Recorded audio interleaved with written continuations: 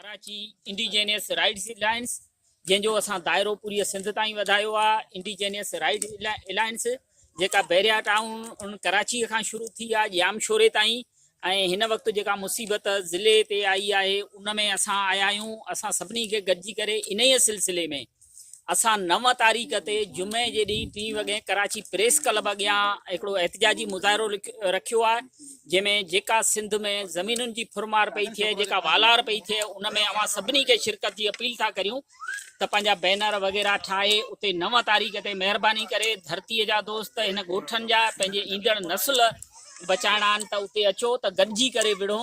छो त जिते बि ज़ुल्म थियो आहे उते जा माण्हू टोलियुनि जी सूरत में नंढड़ी नंढड़ी सूरत में एहतिजाज कंदा रहिया आहिनि।